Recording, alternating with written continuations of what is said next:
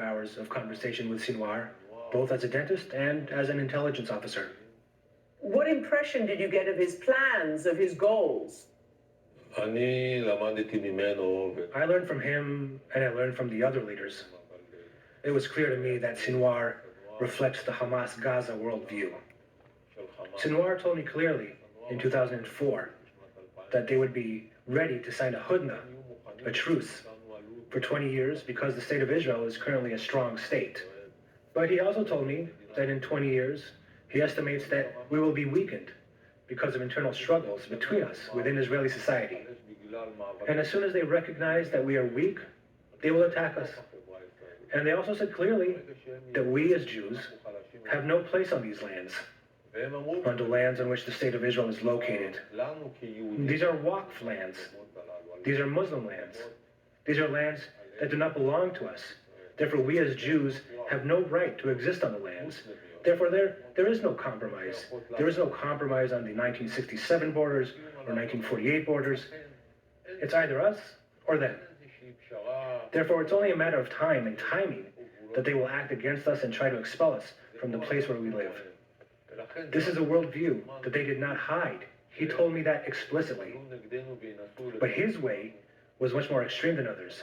His thought that this conflict can only be resolved by force, and the struggle they are waging against us, that Hamas is waging, is a religious struggle.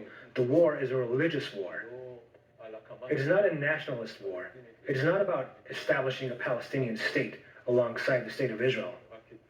It's all Palestine. He only said this more bluntly than other Hamas leaders in the West Bank.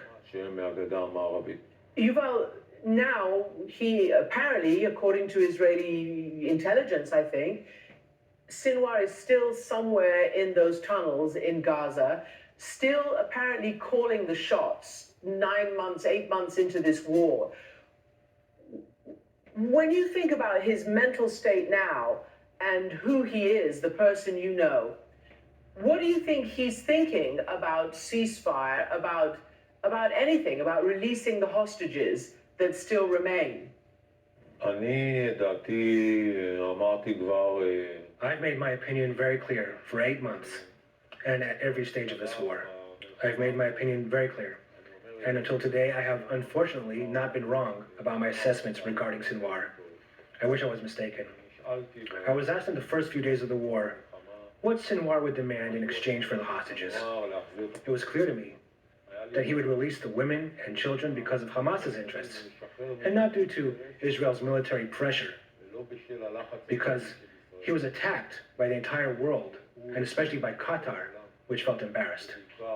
And the moment that he released the women and children and turned the pressure onto Israel, it was clear to me that the goal of this criminal and murderous attack, in which women, children, and innocent civilians were murdered, raped, and burned in their homes, was to release Palestinian prisoners.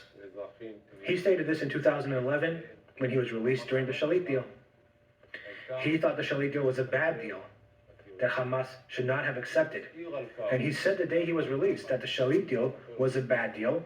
We will kidnap soldiers in order to release those we left behind. And the success of the October 7th attacks caused the kidnapping of 240 Israeli civilians, some of whom were also soldiers. And he brought on the IDF's response, which he did not expect, because he did not think he'd managed to kidnap 240 civilians and soldiers. He thought he'd managed to get a number of soldiers, but didn't think the IDF would be left unprepared along the borders. His priority is to maintain his rule. He put the issue of releasing the prisoners as a second priority. Now the first priority is to maintain Hamas's rule. The condition for releasing the hostages will only be the IDF's withdrawal from Gaza and the end of the war. The hostages are being used to achieve his goals. Unfortunately, Israel made a mistake during its military operation, and in its thinking that only military pressure would bring the release of hostages, which I said in the first month of the war. I thought a military effort was important in order to dismantle Hamas, destroy it, and to hurt its military capabilities. It's an important effort, but in order to return the hostages, it's not enough. Because Sinwar thinks only about the continuity of his rule. He is willing to sacrifice even 100,000 Palestinians in order to ensure the survival of his rule. He is willing to pay with the lives of militants, Hamas members, civilians. He doesn't care. And therefore, Israel's mistake is that it did not create an alternative to Hamas's rule, and didn't replace Hamas's rule, and didn't allow an improved version of the Fatah or Palestinian Authority forces to enter in order to make clear to Sinwar that he has lost everything, both his military capability, but mostly his authority in Gaza.